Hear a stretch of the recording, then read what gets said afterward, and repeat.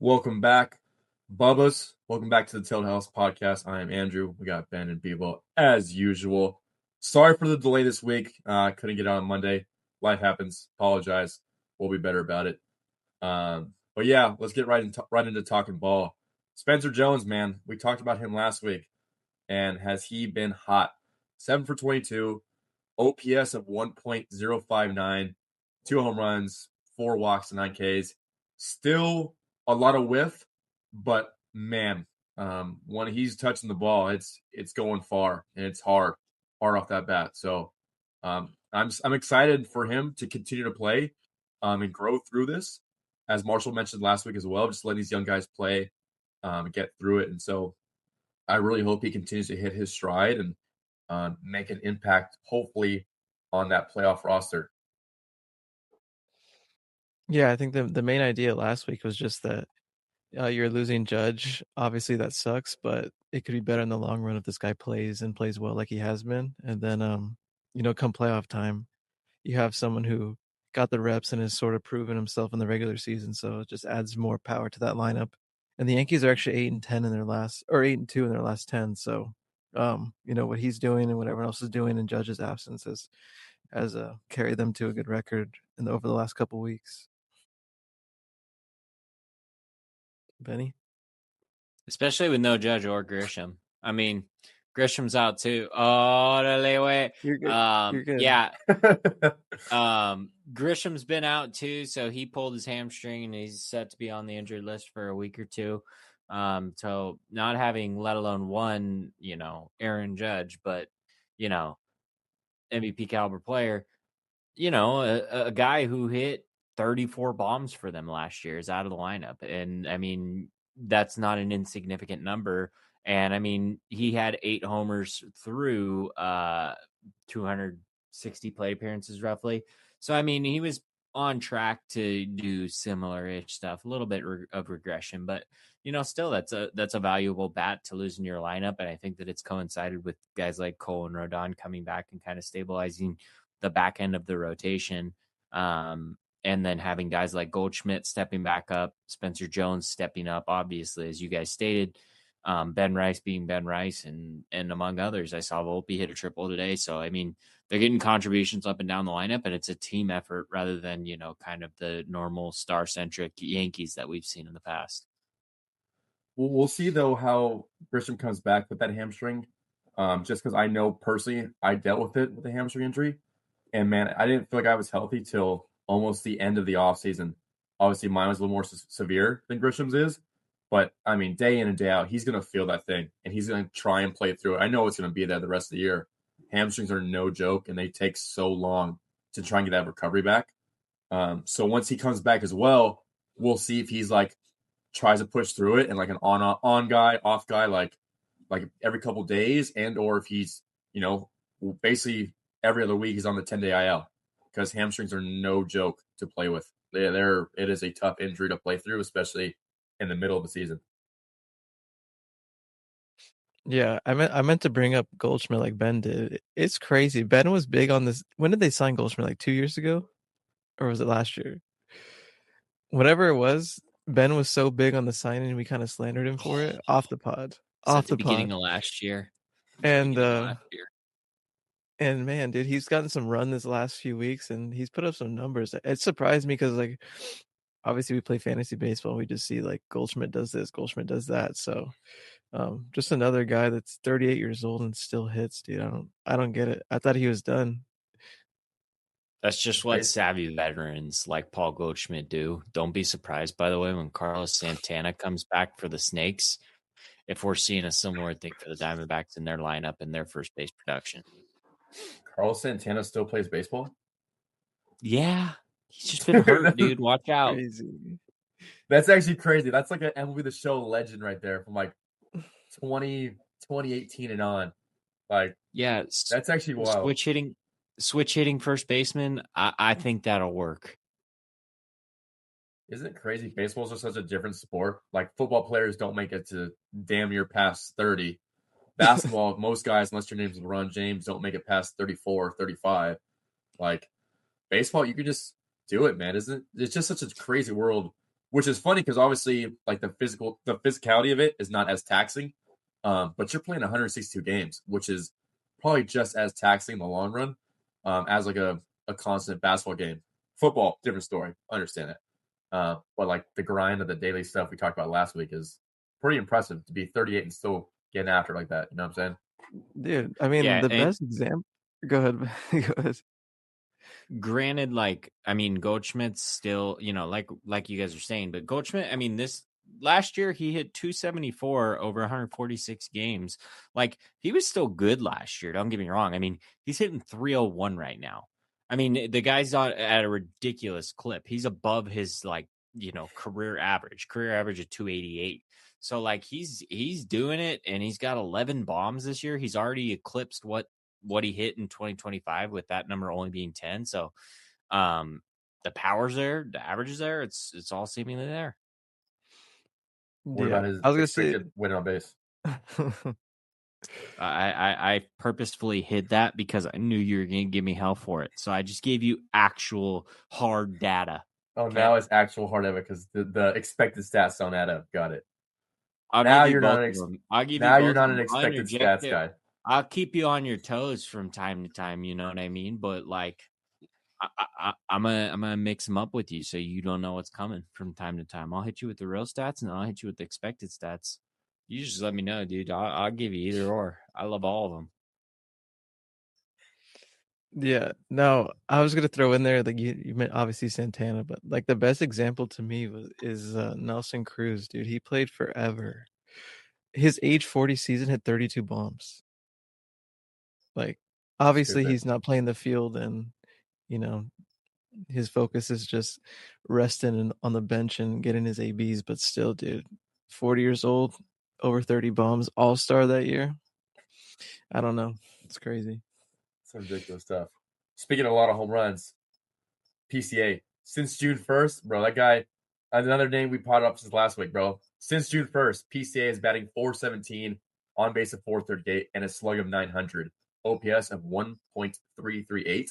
And just for reference, since June 1st, like roughly the entire league OPS is 750. So he's slugging almost 200 points more, 150 points more than the entire league's OPS. And he's looking good. I was watching some video of his swing. It looks fluid. It looks like he's really seeing the ball well, staying on that backside. And I mean, and it probably looks like a beach ball to him right now, which is the best feeling you can ask for. But once again, just like I said, summer's coming around. I expect the ball to be flying in Chicago. I expect him to continue to ball out, and I wouldn't be surprised if he gets Player of the Month this year if he keeps his track up for the next 2 weeks. Sorry, yeah, Player of the Month this month, not year. June. Yeah, I mean, Yeah. don't get me wrong though. He's no Paul Goldschmidt. He's only got a 361 ex Woba. Paul Goldschmidt's got a 366. So I mean, no, but you're totally right about PCA. Like he's doing it, and he's doing it on the defensive end too. Like outs above average, like all the defensive metrics, he grades out extremely, extremely well. And yeah, sure, like he's had his gaffes where he lost a ball in the sun. Like anybody's gonna do that any given year, any given game, right? Like those are outliers within a season of 162 games, right? The balls that he is getting to on a regular basis in the gap where he's stealing a hit or he's stealing extra bases and cutting that ball off, those plays happen every single day. So that's a recurring thing that he just brings to the table each and every single day. Hell yeah. Yeah, this is a hitting pod, but like Ben mentioned it, I'm pretty sure he's on pace to like shatter like the outs above average record this year. So he's about to put a new standard for like center fielders and the plays that they expect him to be making out there. Wasn't there like a play like a couple years ago or last year, like a 1% chance of players make it, and he like made like a diving catch on it to his right side or some shit like that? Like, I mean, Yeah. the tools are there. Like I said, it's if you can play defense, man, especially a premier position like center field, hell yeah. You got the speed tool, you're a lucky duck. When you bat 400 and you hit pumps too, I mean, you're just every GM's like best dream. Like that's what you can all ask for. AK, if you were to like one thing from his swing that you think has like either, I don't know if you've caught something that he's corrected or that you admire about his swing, like what would be that one thing you'd have to pinpoint? I think when he's going good, I think he's getting into that backside real early, and not letting it get too far forward before launch. When I see PCA going bad, it's a lot of because he's very wide in his stance, which is totally fine.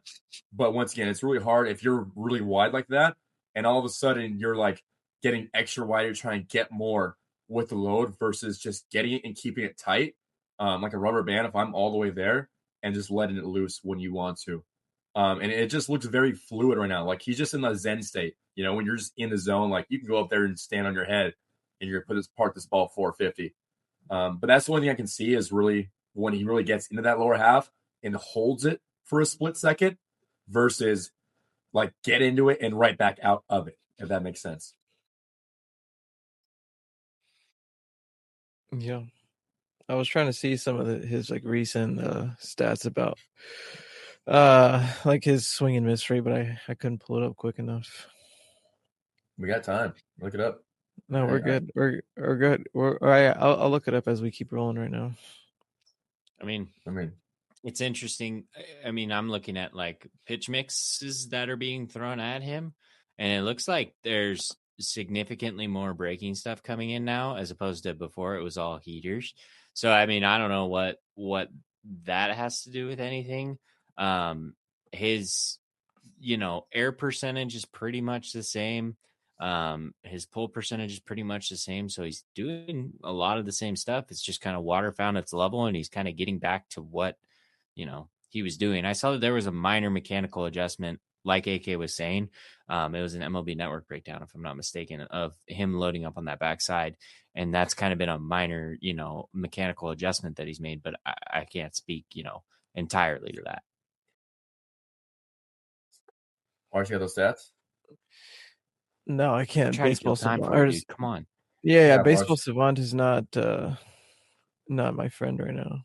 Yeah, let me break this down. But if you want to look at something crazy, his average exit velocity is up 2.2 miles an hour. Launch angle sweet spot percentage is up 1.6%. Hard hit rate is up 10.1%. He's swinging out of the zone less. He's whiffing less. First pitch swing rate is down 12%. That's interesting. Yeah, this is the stat I was looking for here. So this new one, it's a nerdy stat, but they have a fast swing rate. So that means just anytime your swing gets up to 75 miles an hour, right? And he's doing that 51% of the time.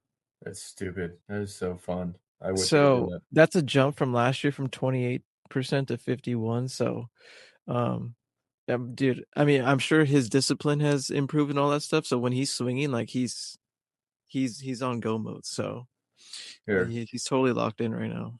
Keep this. Watch this take. So this is his cycle collision.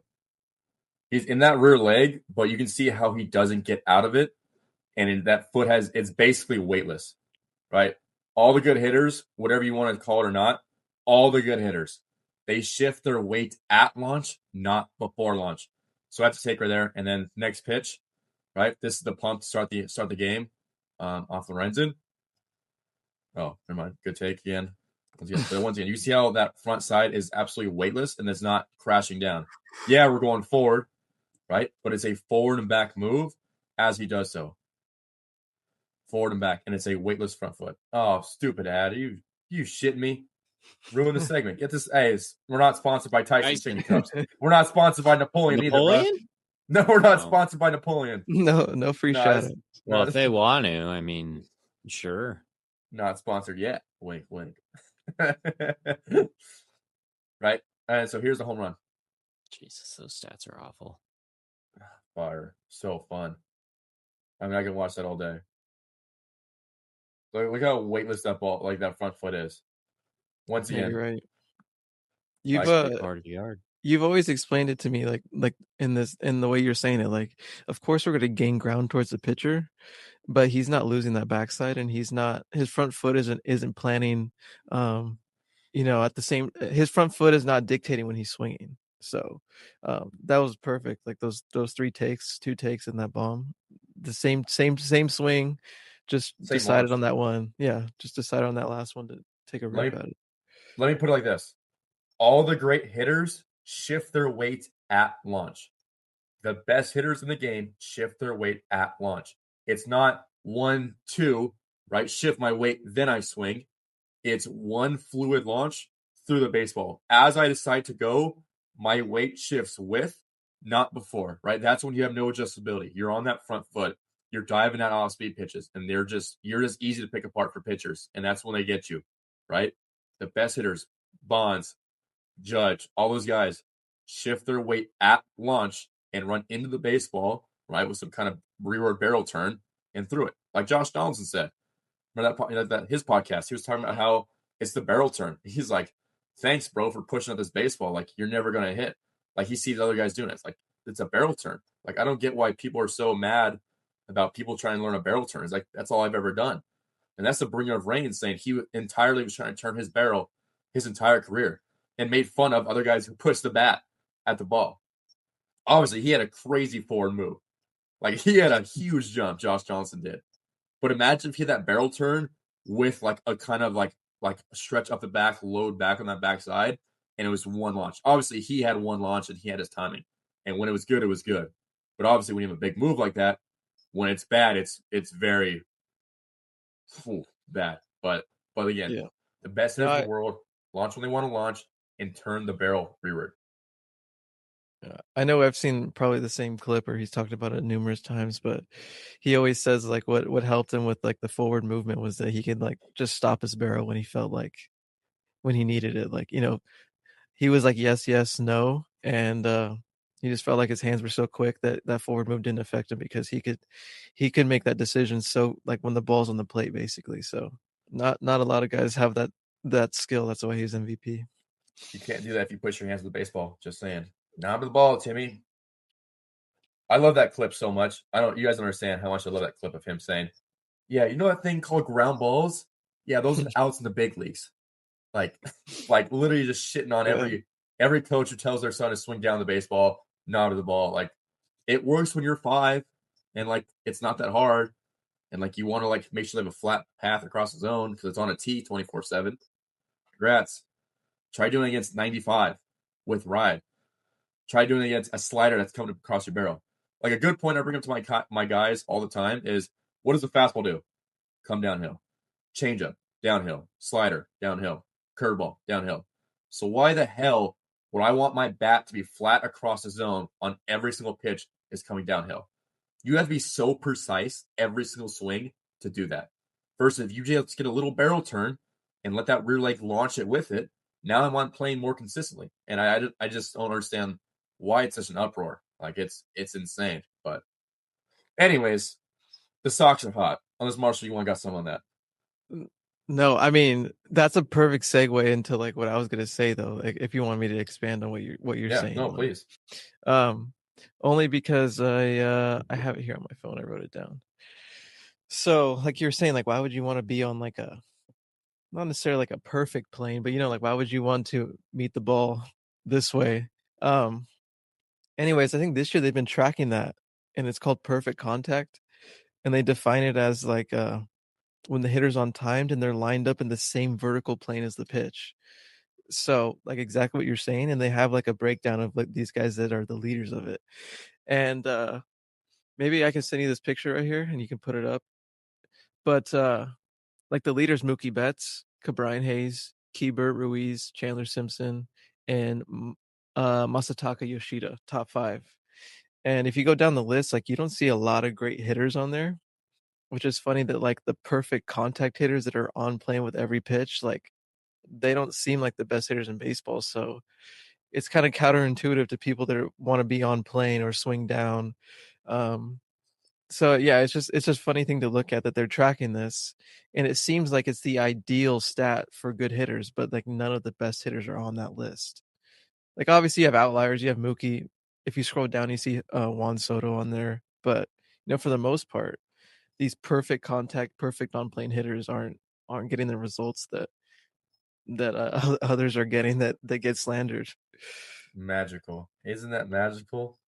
You swing down the baseball, it does make you the best hitter in the world. You know who doesn't swing on the baseball? You know who doesn't swing down? Mr. I have power. Benny. Your socks, boy. Your socks are hot. I mean, they've been a staple of this podcast since episode 1. You've been ranting and raving about these boys. And I mean, they're now number 6 in the power ranking. Holy crap. They just took 2 out of 3 from the Dodgers. And they're damn near tied at the top of the AL Central. I mean, Murakami, Montgomery. I mean, who just got called up? What's his Braden name? Montgomery. Oh, so you have Braden and Colson. I mean, these guys are no joke. Like, I mean, I'm excited. Ben, you got me excited. I will admit I was wrong. If I were to have MLB TV and I see the White Sox playing a game, I would turn on a White Sox game now. I've been doing that since we talked about it. I've been doing that. Oh, well. See, I will admit I was guys, wrong. dude. I would turn on a White Sox game now to see the young guys go. I put you on, guys. Okay, this is the thing. We're looking at a team that went from, in 2024, a 121 loss baseball team. Okay? So granted, anything above that is going to be significantly better, right? It's going to be an improvement, right? But when you bring in Munetaka Murakami and he's got 20 bombs, and then unfortunately he goes on the injured list, and you're like, well, this is going to,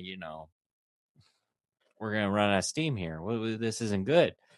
And then all of a sudden you pull up, guys like Braden Montgomery and Jacob Gonzalez, and they're doing the same thing, producing. And all of a sudden Braden Montgomery's hitting a walk-off homer in his first MLB game. Like, I don't know, man. There's something magical about that. I mean, Davis Martin looks like a legit arm. Grant Taylor, one of the best bullpen arms in baseball. The White Sox aren't trying to be what they aren't. They're letting their guys be who they are. Like, give them credit. They found Sam Antonacci out of Coastal Carolina, and their player development program produced him and helped him along his path to becoming a major leaguer.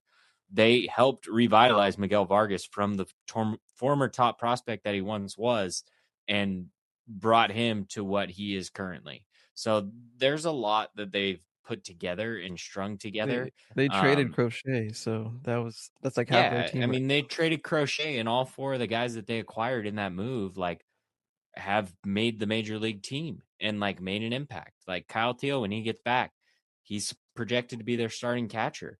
Like Braden Montgomery has made an impact on this team. There's other guys within that deal who have made an impact and will continue to make an impact. But man, I tell you, they're a fun team to watch. I think if they were to add a starter or 2 at the deadline, we'd be looking at the White Sox as a serious team. And with J-Ram going down for the Guardians in the Central, like, who else is in that Guardians lineup that scares you? And who else in the Central is coming? Like, I don't see it. Are the Tigers going to rip off a run? They just got schooled back. I don't know. The offense is what it is. We talked about it before. Like, I don't see the Royals coming back. Vinny Pasquantino's down with the hammy. Like, there's a bevy of issues in the AL Central, and I think it's the White Sox for the taking. And where they're positioned right now, like, they're in a good position for that to happen. Yeah. I mean, that's well said. Yeah, I don't want to give Ben too much credit because I watched the White Sox specifically for Braden Montgomery. And then now that he's here, I want to watch them more. But he was the first to recognize that. I'll give him that much. But if we're going to plug Montgomery, like, I know we grew up going to Stanford games a lot. So when he was a freshman, I don't know how old we were. But dude, I remember him freshman year at Stanford playing right field, switch hitting near the top of their lineup, coming in from right field in like the 8th inning to pitch and close out games as a true freshman. And then, getting to a regional, getting to super regionals, all that stuff with Stanford as a freshman, like, that he was special from the moment he entered college. So, I'm glad that he's up, and he's definitely someone that I'm going to keep watching because, yeah, just seeing him in like our backyard was cool as a kid.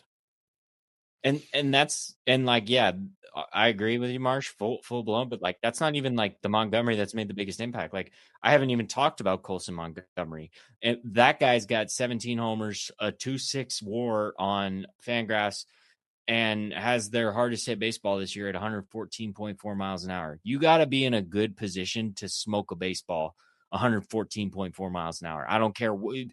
You've got to be a guy to do that. Nobody's doing that. You know, you got to swing hard, have the right mechanics, and be in the right position to hit a baseball that hard. I don't care. So, and again, Murakami, like he's missed time, but like he's still got a 560 slug and a 155 WRC plus. And again, I know a lot of these stats are, super advanced metrics, but they're all there and pointing that the White Sox are legit. And I don't think that it's a facade. I don't think that it's just for show. I think that these guys are here and I think they might be here to stay. And again, like you never know because it's baseball, but with the position that they're in, like it's theirs for the taking. So I've been thoroughly impressed by them and they are a fun watch. And I'd highly encourage you all to tune in. And again, Murakami's on his way back, Montgomery, Antonacci, they're doing it up and down the lineup for sure. And then on top of that, like I haven't even mentioned, they're getting contributions from their veterans. Benintendi, Tristan Peters is playing banana ball and like is now a contributor. So yeah, they're getting it up and down the lineup, and they're a fun watch for sure. Okay, granted, that's when the Bananas were still a summer league team. This is when they were still part of a summer league organization. He did not actually go play banana ball and get signed by the White Sox. This is when they were a summer ball team playing like the Macon Bacon and like other teams like that. Okay. Yeah, I'm glad you clarified that because I was starting to think like, dude, no way. No, he did not like, get signed. He did not get some of signed. those, I'm sure some of those guys have experience in the minors, whatever. But like that'd be crazy to be like, dude, this guy's tearing it up with the Bananas right now. Get him on the phone. Last stat, just because I know you love it, AK. Miguel Vargas.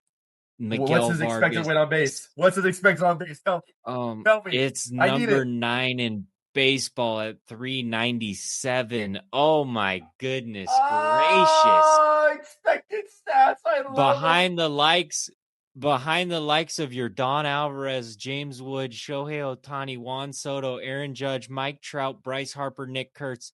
Is that good company? I think so. I think so. Stats. That's great company. I love expected stats. It's not what they're actually doing, but it's what they're projected to do, and I love it. Bebo. A top eight in launch angle sweet spot percentage. I mean, my boy's doing it, dude. I don't care. Bebo. Now, granted, is this because I have him in fantasy? Yes. You are biased. Do I love him? Yes.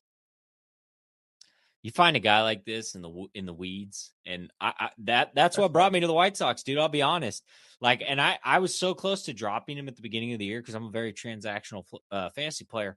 But like, I was like, I can't drop this guy. All the ex-Wobas, they're so good. How could I dare drop him? And it's turned out that he's like a top 10 hitter in baseball. Okay, yeah, I said it, and I'll say it again. Miguel Vargas is a freaking dude. Isn't that fun though when you find that little like hidden like gem, like you just pick him up off like waivers and it's like, damn, this guy's balling. Yeah. Damn, this guy's fun. Yeah. Damn, like I don't want, like, you have like a bond with that guy now. He's already got his career high in homers. He's at 16 homers, 10 swipes. I mean, 244 average and a 365 on base percentage, like 850 slug. Like those are all great stats. I don't need to go on anymore about Miguel Vargas. All you need to know, the guy's a dog. I love him. He's on my fantasy team. And watch the White Sox. Yeah, there's your summary. You know what my guy? You know who that is for me? Your Miguel Vargas. I have one too. So give yours. Give yours. Mine is Wade Meckler. Ever since he got called back up from the Angels, bro, 282, 346 OPS or on base percentage, 437 slug, 783 OPS. 20 hits, 10 runs, 2 pumps, like 71 at bats. I mean, this was basically a guy who was ruled off by the Giants after his absolute tear, and I'm so happy for him. Like, I'm so happy for Meckler, for him to be sent to Double-A out of spring training was absolutely fucking criminal to go to AA. Like that was insane. I So for watched him him. to go, I watched him in Los Angeles, first inning, 3-hitter. Okay, 3-hole. Drops a bunt down on Yamamoto in the first inning for a base knock. Like, that's just a ball player. 3-hole bunting, like scrappy little 5'9", 190. He's a dog, dude. I respect that. I love Meckler. Like, I'm so happy for him. Like, genuinely so happy for Meckler to find a home back in LB and for him to be doing well. Like seriously, like people were writing him off saying like he's got no juice, like a contact guy, but like, I mean, he's got 2 pumps. Like, he's slugging 437. Like, just give once again. I feel like if the Giants would just give him some time to figure it the fuck out, like he would have been just fine. But once again, it's like our outfield in the Giants was so like crowded with Jung Ho Lee and Heliot and like other guys back a couple years ago. It's like, well, he's not producing. We have no room for him. Teams. So it's like we got to just dump him, and I feel bad. But at the same time, like I'm so happy for him to be back in the bigs, back home too. Regardless of that, like being an Angels fan, that's probably so cool. But yeah, Benny, what do you got for us? What's your take of the pod? My take? Yeah, what's your second? What's your? Wait, Wait, are you shitting me? We have a flow. We talk about 3 things. It's your segment, bro. The best team story. I thought I was rambling about the White Sox. I'll be ready to go. Don't you worry about it. I think to tell you the truth, I think that the most influential trade pieces out of the deadline are going to come from the Minnesota Twins and the San Francisco Giants. Plain and simple. I think that the combination players. No, but hey, whoa, take it easy. The combination of Byron Buxton and Ryan Jeffers, and the combination of Luis Arraez, and I don't know. I'm not upselling Robbie Ray that much, but 6 1/3 and 8 Ks for Robbie Ray, like he can bolster a back end of our rotation. Like, how much would the White Sox kill to have a Robbie Ray right now to take the ball every 5th day and just have that dependency of knowing that you have a guy who's been there, done that, is a big leaguer, and kind of help develop guys like a Davis Martin and a Sean Burke and a Noah Schultz who haven't really been there and done that their whole career, right? They're still young, up and coming, and trying to survive 162 rather than flourish over 162. So I think that the most influential pieces are going to come from the Minnesota Twins and the San Francisco Giants. Now, granted, is that a little bit biased? Probably. But that's just kind of where I'm at. And I do think that a guy like Luis Arraez on a team that is in need of some average and some contact, or if, say, the Rays want to double down on their strength and get a player like that who already fits their criteria and just make a strength stronger, like the Padres with their bullpen, like absolutely, you could do that 100%. And again, with Buxton and Jeffers is a position at a premium, where like a team like the Yankees could be in use of a catcher. Now, granted, he's on an expiring deal, but a team like the Yankees could really, really use a Ryan Jeffers. And then Buxton is Buxton. Like, how badly would the Phillies want Byron Buxton? Like, I know Adolis Garcia is now out for the rest of the season. Like, if you plug Byron Buxton into the outfield, that fixes a bevy of your issues in Philadelphia.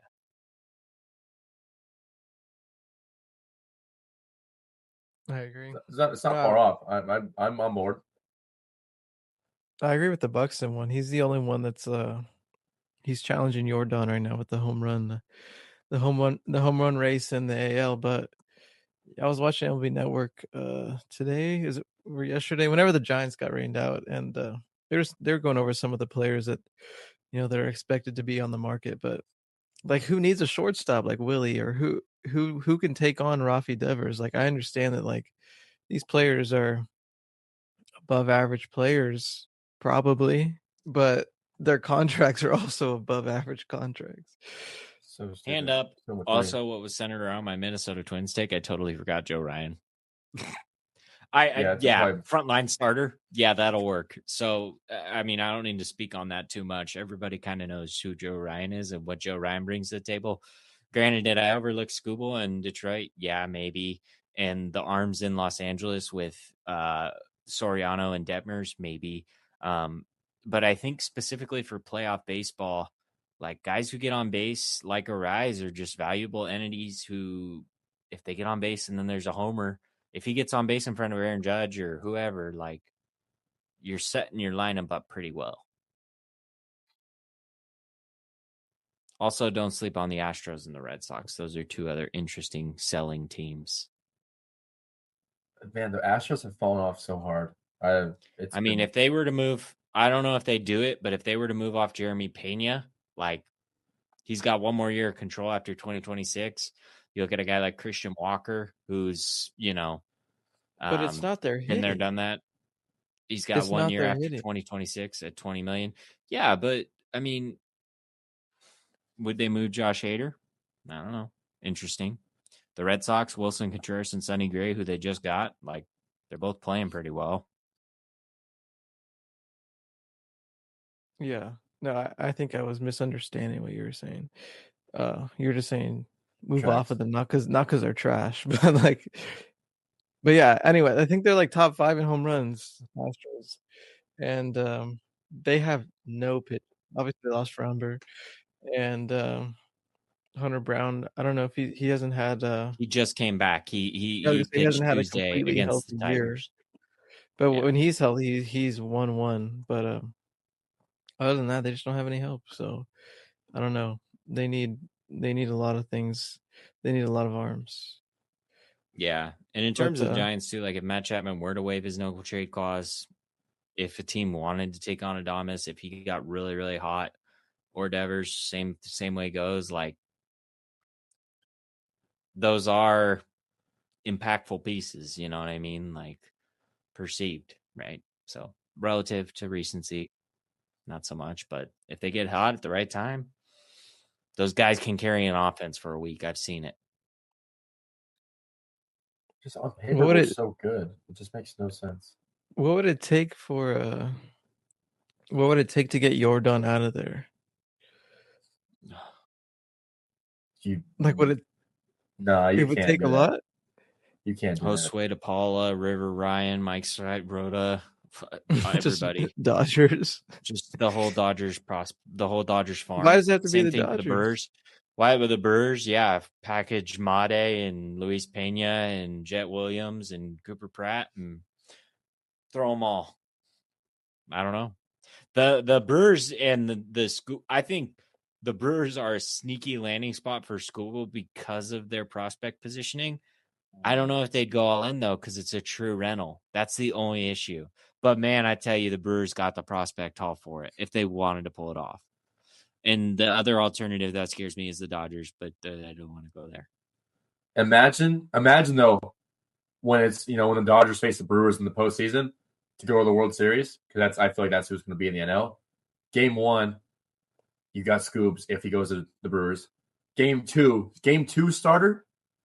Are you shitting me? You got Mizorowski as a Game 2 starter, and then Kyle Harrison Game 3. That is a 3-headed monster if I've ever seen one. To go through that gauntlet. I'm sorry. I'm throwing Mizorowski Game 1. Over Scoobs? Over the Cy Young? I mean, they're both Cy Young talents. I don't. Bro, Mizorowski's untouchable. Have you seen what he's been doing? So is the Scoobs. Have you seen him? I mean, he's still working himself back, dude. But why are people making fun of Scooble? Have you seen that? No. What? They're calling him like the James Harden of baseball. Well, you see, the thing is, when you wear a cutoff, and you're not like exactly like jacked, like but he kind of is jacked. He is he's well, big. Yeah, but he's when huge. You're big, when you're like just a big stout, like I envision Scooble as more of like the just burly strong man, whereas like Jorge Soler or whoever else is just Pedro Serrano, jacked, buff, type of guy. I don't know how that's a equal comparison, but you know what I'm talking about. I just think that slander's crazy. I've seen his off-season workouts. I think he goes down to ASU. And he's lifting hard, dude. He's out there. And you see his legs out there, but I don't know, like of course he could have some mass. He's a pitcher. He's not doing cardio like Harden out there. And Harden barely plays defense. So like what cardio is he doing? Whoa! Hey, this is the baseball podcast. We can start a Do basketball one you later on. realize how insane what Mizorowski is doing right now is, dude? I know this is baseball. It's a hitting pod again. We'll say that, but a 1.34 ERA, 87 innings pitched, 131 strikeouts, 0.74 WHIP. He's striking out 40% of the batters that he's facing. Every 2 out of 5 batters is punching. He's like at 1.3, 1 point whatever it is, 4 batters per inning. Like that's it. That's insane, dude. Like guys just can't get him. He's 6'7". He's on top of you, and he's bringing average velocity of 100.1. His average is 100.1. Yeah, which makes it tough for hitters. I mean, even Obviously makes it tough. Why are you laughing, Ben? I just kind of played back what I just said, like. Okay, hey, I'm surrounded by high schoolers all day, bro. Just love it. It was instinct, bro. We have a kid in there named Mason 6'7". That's his nickname. Oh, I honestly thought you guys caught something else that I said. On top of you? He's huge and on top of you. Let's just keep it to one there. It's one huge and on top of you, not saying it like 10 times. Well, if it gets but what? Hey. Well, did you really huge say on that? top of you? Yeah, he's 6'7", and he's just huge and on top of you, dude. Like, what do you? That's true. He's coming downhill at you, and it's on you like that in a heartbeat. You don't even have time to react. Guys take such awful swings against him. Well, yeah, you have no time to react. What are you gonna do, bro? It's 104. It's consistently 104. Like what are you supposed to do? You throw 105 to Schwarber. That's so ridiculous. You're selling up for a heater and you're not gonna hit it, but like if you get an off speed that hangs, like you're just a 93 mile an hour slider. Sure. That's much better. It's so insane. Yeah. This is the best generation of baseball we've ever had. Pitchers and hitters. Hitters are so ass, dude, because pitching is so fucking good. It's insane. His pitch mix is insane. He's throwing 63% heaters. He's just coming with the fastball. Guys are probably sitting dead red heater. Like they probably are. His next most used pitch is a slider at 13.5%. Like that's just insanity. Bro, I mean, if I were Mizorowski, and I just throw a fastball, I mean, he's probably overwhelmed by my girth and tonnage. I just busted right inside of him. I'm going right back to it. What? You get the reference? You ever seen that video of Skip Bayless? Oh. I just busted right inside of him. He's overwhelmed by my girth and tonnage. Maybe. You know what I'm talking about. I've seen that one. I don't, but I know what you're. Stephen A. had a moment today. He had a pause moment. Look it up. June 17th. No, I was looking up off pod. No free shout outs here on ESPN.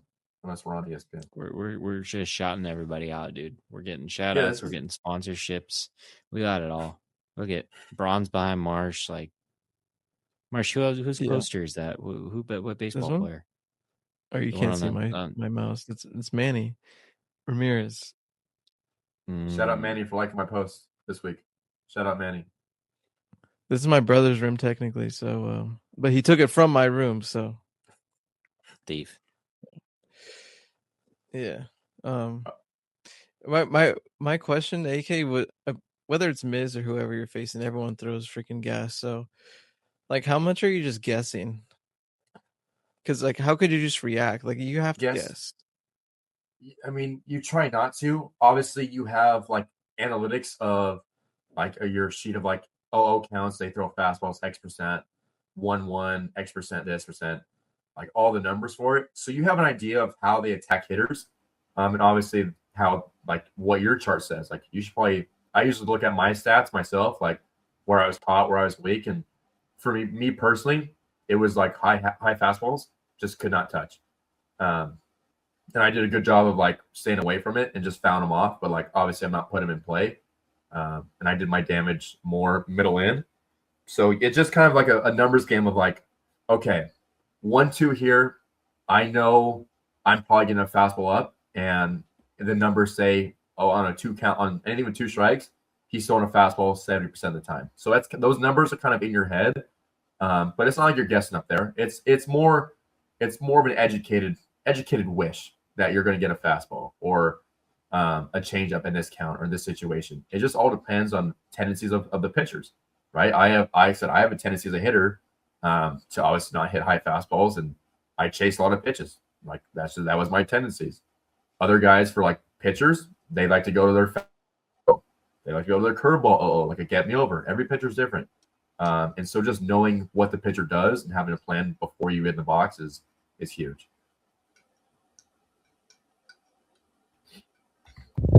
Yeah. You know which one is always fascinating? This is so random, but what the heck was this? Jake McGee. Do you remember that Jake McGee run he went on? Even the Robert Suarez, even the Bobby fastballs with the Padres. Like fastballs. I know Suarez had the better fastball, I'm assuming, than what miles per hour wise, and obviously he has like a bunch of vertical whatever movement. Break. Yeah, but dude, like God, you knew Jake McGee was throwing 92 down the middle and you still couldn't hit it. Like I don't get that one. Bro, that's a real thing. He was up to 96.4% fastball usage in 2020. He used 3% slider. 96.4. That's insane, dude. You knew a fastball was coming, you still couldn't hit it. Isn't that crazy? Isn't that AK froze. Oh, hello? Yeah, you're good. You're good now. He had a 2.66 ERA over that span too. And then he had 31 saves. He was good for 6th in baseball the following year at 31 saves in 2021. That's insane. And a 2.72 ERA. He must have some crazy. Nuts. He either has crazy extension on it or he has some crazy spin rate, and it feels like 99. One of the two. Has to be. I'm looking. Hang on. There's no that's what Sean Sullivan, the guy who just got called up from the Rockies. It was 88 right down the middle, but whatever reason, his extension or his RPMs, it was just unhittable. Like you knew it was 88 coming right down the middle from the left side, but whatever extension or like arm angle it came from, it just felt like in an impossible fastball. Like it was the weirdest thing ever.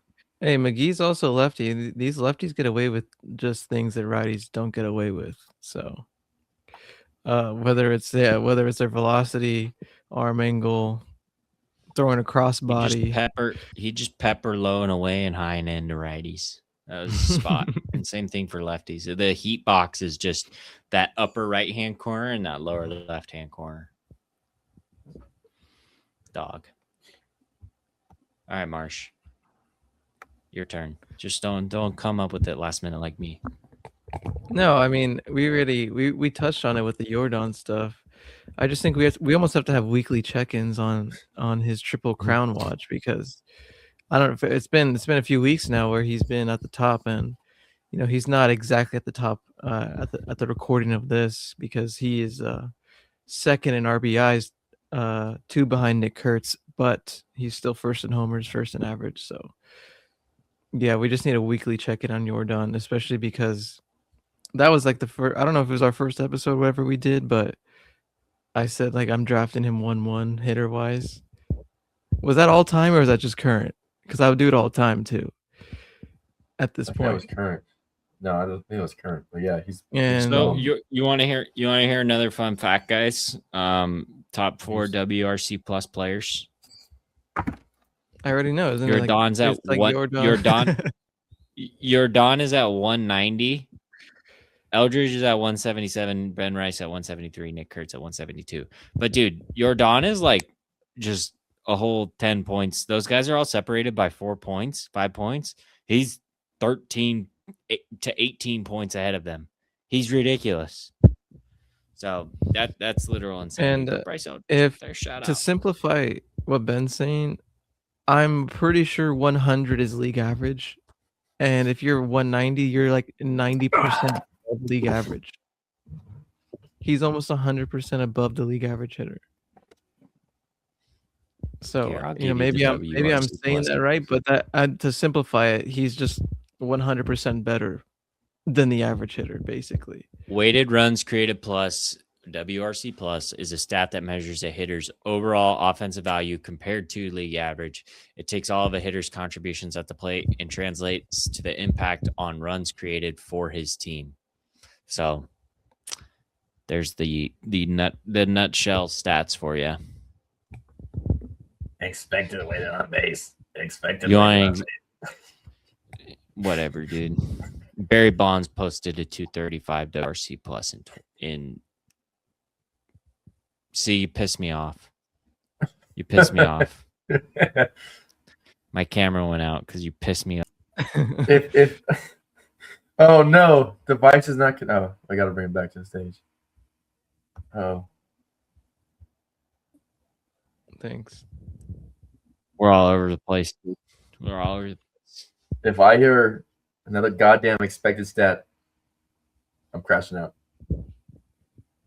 Well, I'm expecting Yordan to win MVP and Triple Crown, so that would be Ben, are you good? crazy feat. My shit's geeking. Okay, we're back. You good? Yeah, we're good now. Yeah, Mars. Actually, I'm glad you brought that up because this next segment is not sponsored by DraftKings yet, but currently he's sitting at minus 108 to win MVP. Then it goes Nick Kurtz at plus 245, Bobby Witt 335, Ben Rice 567, and Julio Rodriguez plus 1,000. So disrespectful. Ben Rice plus 500. 567.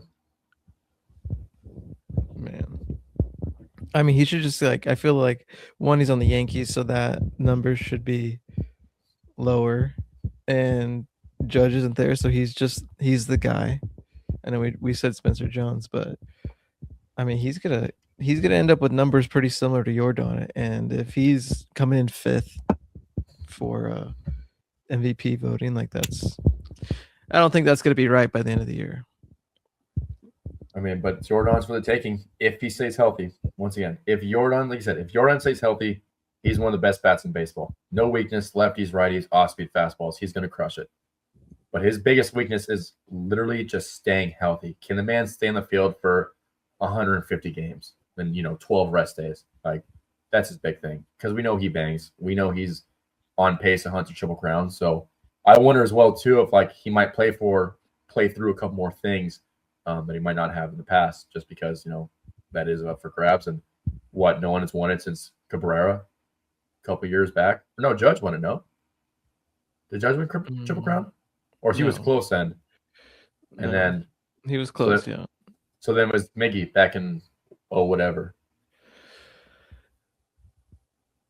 Yeah, I'm trying to figure out. When you look up Triple Crown winner, it goes to the Triple Crown of Thoroughbred Racing, so that's not right. I'm pretty sure Ohtani did it. No, most recently was 2012 Miguel Cabrera. Yeah, 2012. Yeah, You're right. Before that, it was Carl Yastrzemski in 1967. And to go full circle, the reason Ohtani didn't win is because Luis Arias was the average leader. So, shout out Luis. All right, for the game this week, boys, what we got? We're going to go each and every week. We're going to draft 9 guys, 9 random guys. This week we just had to go with all-stars. So be it. Because this recording is on a Thursday, we won't do it this upcoming Monday, but the following Monday. And each and every week we will see who has the best average, on base, slug, and OPS throughout those weeks. Tally them up throughout the season and see who comes out on top. So okay, so question though. I need rule clarification. Yeah, I was just gonna say, are we limited to a list? Yeah, the 9 players each. They're gonna be a random 9 players each week. We can't choose random 9 players. What if I wanted to choose stats? Do you guys want these stats start to compile? Yeah, why can't we just choose 3 players each in draft? How about these stats start to compile? As of, let's see, what's today? What if I 17th. wanted our boy Cole Carrying out in Colorado? What if I wanted him? Can't have him? I mean, Cool Garrett, dog. Yeah. 3 homers for 6 7 games. I mean, so they start at 6-18. You guys want to just draft 3 random guys? I just don't want to take the same Yeah. players consistently. Yes. I want to have like a fresh list. All right, then you can't do the same Yes. player with 2 weeks in a row. All right, fair enough. You can't do the same player 2 weeks in a row. Anyone, even So if he's on. cool- So like if you draft So- like someone, they're on a cooldown for 2 weeks. If Marshall takes Yordan, I can't draft Yordan next week. Yeah. Oh, that player entirely. I thought that player entirely is on a cooldown for 2 weeks. Then Yeah. Yeah. okay, that's fine. Let's All get right, into so the then- deep cuts, dude. Who wants to start off the draft, and then each and every week we'll cycle through. I'll start. Yordan. All right, let's get running. Ben, you want first? You want middle or last? So if you go last, means you'd be second and then first. Or will we go? How we do No, order? Snake, Can you clarify? Snake, I want to Clarify what stats who you are keeping, so we can Average. We are keeping average.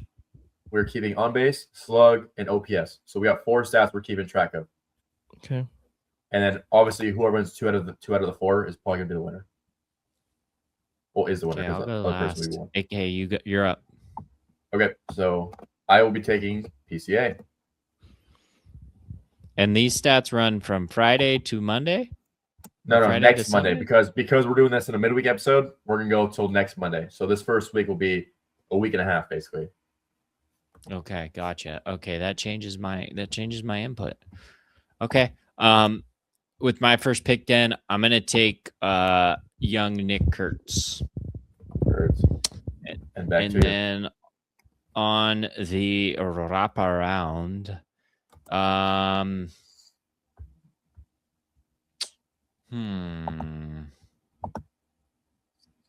gonna take James Wood. Ooh, I like that. Well, let me 3 I want to players? search up. Yeah, 3. I'll have them in our sheet. Me personally, I'm gonna look up some guys with some good expected win on base guys. So hold on. Ex-Woba. Also, I love ex-Woba. You realize OPS is just on base plus slug, right? With like Yes. Yeah. It's a repetitive. Redundancy. Unless you want to do like home It's runs or never done. something. Like you know what I'm saying? Yeah, I home want runs. to. So okay, so average on base slug home runs is the tiebreaker. Yeah. Oh man, I got Nick Kurtz against the Giants. You can't be Oh, doing no. that. Can I change my well, pick? Are you shitting me? You just went snake around. Who'd you pick, Well, AK? I picked Go PCA. ahead Wait, it's my turn? with your second No, it's pick. me. Oh, sorry. Second pick. I'm gonna take Eldridge. You guys are such homers, dude. James Wood and Nick Kurtz? What do you mean? I don't know. I mean, any chance you get, shout out the Giants. I should ask Bryce to be on the pod. I gotta send him a text. Hey, you want to jump on the pod with the boys? I'm glad that we made this rule. We can't choose people back to back because I would just choose the same people over and over again. Because I'm going to 2 weeks choose on Ben cooldown. Rice. 2 I'm going weeks to on choose cooldown. Ben Rice. Ben Rice. So I have Ben Rice and Yordan. And then I'm going to go with, for my third and final pick, Zach Geloff. All right, I will be going with Mr. Jackson Churio. Why is he looking like that? Is that Geloff? What are we doing? 20 game hit streak? Come on. All right. I'm gonna go with a guy who is. Do I want to do it? It's kind of a deeper cut, but I kind of like. I'm kind of playing the schedule game here, fellas. I'm gonna take Brian Reynolds. Brian Reynolds has got a series at Colorado versus Seattle, and then Cincinnati at Pittsburgh. So he's got some favorable matchups potentially. So that's kind of what I'm targeting there. And yeah, my ball knowledge is going to seep through. I almost went to the desert, but we'll save that one for next week. Swear to God, you stole my pick, dude. You're dead. Who? Don't do it. That's it. We're We're done. not going to talk about it. We're not going to. I know. Next Bro, week. no one's taking Cattell, bro. Don't worry about it. All right. You're gonna have Cattell, bro. Cool. It's cool. Ben's not winning. He had to clarify so hard for his picks. I just Otto Lopez. Laid it Otto out Lopez. Next draft is going to be so lethal at Coors. Oh my goodness. holy. I had a monster week day today in fantasy. Yeah, Zach Brian Geloff Reynolds is extended his fresh. hit streak right here, Ben. 21 game hit streak. He's gonna beat the streak. He's gonna beat the streak. Beat the streak. Pirates got 12 runs on the A's head. Breaking news. Brian Reynolds got two hits, a double, two ribbies. Ooh, yeah. Okay. Yeah. You want to go to yesterday, Marsh? I saw what he Wanna did do that? yesterday. Yeah. He had his ninth career multi-home run game. Hey, last Two thing. homers, 3 stakes. Mars, what do you got on the whole Caleb Durbin saga? Ben, have you been seeing any of that stuff? I mean, I Yeah. see that he's like hitting with someone else. That's all I know. He's But driving what out of do his you way know? to go to a separate hitting facility to go get hacks in with a different coach than what the Red Sox have. Yeah. That's. But I mean, no, Ben. There's a deeper cut than that. You're I not didn't on know the it was surface deeper level. than that. What's deeper than that? It's deeper. The whole he's hitting with gradium or gradium, whatever it was. Not Rich. But apparently, Yeah. Rich was working with him apparently that same week or something like that. But the whole beef is like people are shitting on him for like getting away from HLP. Like, oh, it obviously doesn't work, and now he's going back to someone more traditional. So that's the deeper cut. Like honestly, like hitting coaches in the big leagues, they're kind of. I felt like they were kind of just there. They like everyone has their own program. Yeah. Who's the Giants hitting coach? I hate plugging them but like I don't know. Dude, it was Pat Burrell. Hunter Mintz. Who cares? He's from the Blue Jays, dude. I feel like hitting coaches are just for organization are kind of just like there to help guys if need be, but like everyone's on their OFP, their own fucking program. Also, circa 5 to 6 hours ago, Driveline founder Kyle Bodie has left the Red Sox organization to pursue other opportunities in professional baseball. So, yeah, Bodie was serving as a special assistant to Craig Breslow, a role he said that had become very part-time in quotes. Driveline, I think, is good for pitchers, like the plow balls, like stuff like that. But the hitting aspect, you're right, because I watched their hitting videos. They haven't like had that guy that has broken out. You know what's so funny? If you watch their hitting videos, apparently they do a lot of. They try, but it's not the same. They try. Apparently, hear this out. Apparently, I think JP Crawford, someone went there like for a day, and they got so much content of him, and they were posting JP Crawford like foam ball swings like 4 months later, like he was still going there. Like he went there one time, and then like they're still posting like, "Oh, this is our guy. Like we're training with him." Like apparently, like rumor has it. I'm just don't shoot the messenger, Driveline. It's what I heard, right? And that's what they do. But like, I don't think Driveline hitting is it. I think their pitching is cool. Just like Tread Athletics in like North Carolina, they got the pitching down. Mm-hmm.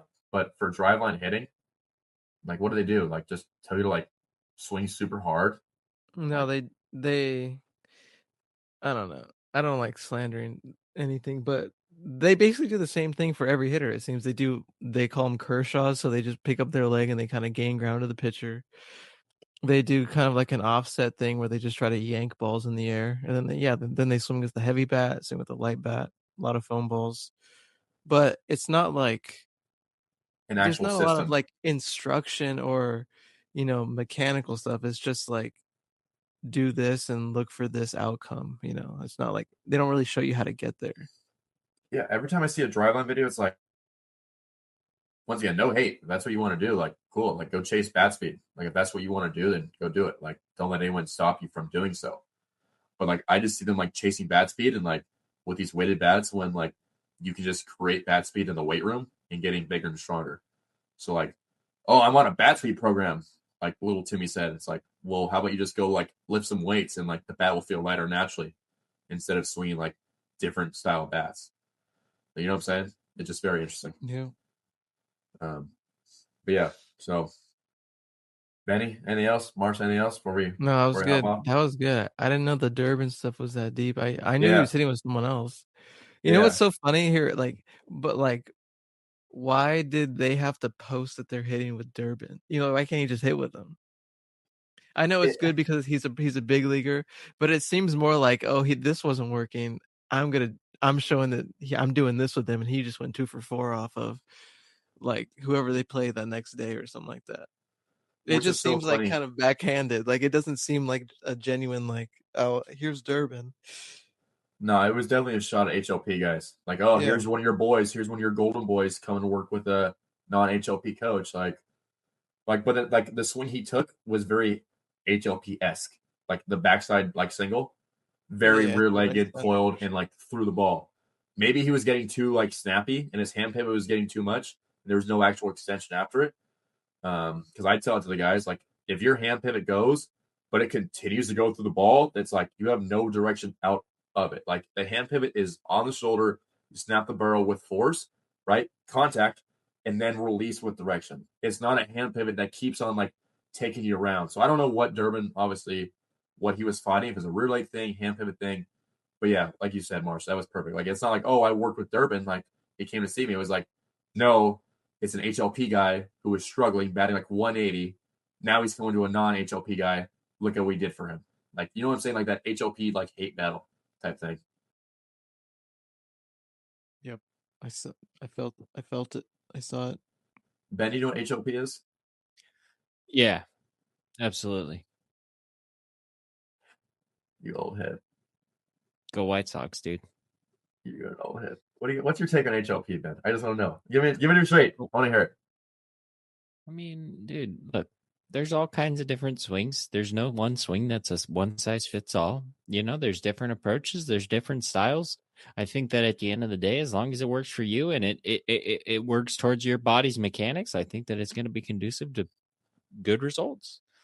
I think that's at the end of the day, that's the biggest thing. Like, don't try to put a round hole into a square peg. Like, it's not gonna work. This guy's PR trained. This guy's good. He's PR trained. Good answer.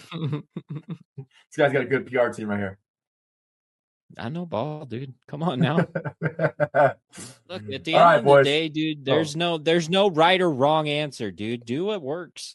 And Yeah. if it works, repeat it. And then if you repeat it and you have success in doing it, you'll get paid. And then at the end of the day, that's all anybody's trying to do, right?